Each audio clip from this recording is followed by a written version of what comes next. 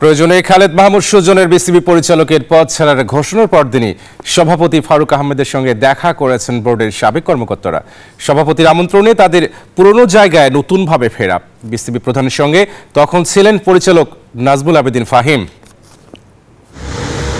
Cricket বোর্ডে ব্যাপক দুর্নীতির অভিযোগ উঠে আসছে এক এক করে। শেখ হাসিনা সরকার পতনের পর আওয়ামী লীগপন্থী পরিচালকরা দেশের বাইরে। এমন সময় বিসিবিতে আসেন 2001 থেকে 2005 সাল পর্যন্ত বোর্ডে দায়িত্ব পালন করা কর্মকর্তারা।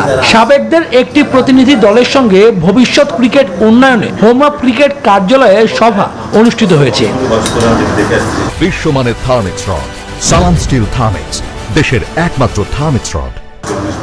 আলাপকালে বাংলাদেশ ক্রিকেট নিয়ে নিজের ভাবনা ও পরিকল্পনার কথা জানিয়েছেন ফারুক আহমেদ। বোর্ড সভাপতির কাছে সাবেকরা তুলে ধরেন তাদের মতামত। আমরা ক্রিকেটকে আরো ভালো সুন্দর দেখতে চাই, আরো এগিয়ে নিতে চাই।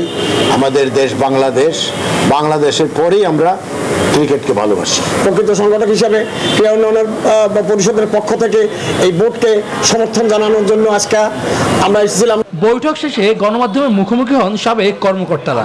বলেন ক্রিকেটের মায়া ত্যাগ করতে না পারায় আবারও বিসিবিতে তারা। কেউ কেউ তুলে ধরেন বোর্ডে দুর্নীতির ফিরিস্তি। ক্রিকেট বোর্ডে ব্যাপক দুর্নীতি হয়েছে 17 বছরে।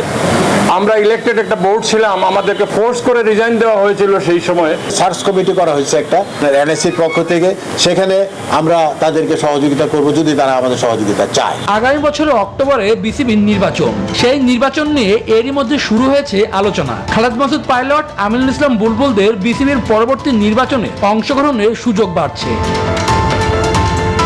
শুভদেবনাথ, নিউজ 24, ঢাকা।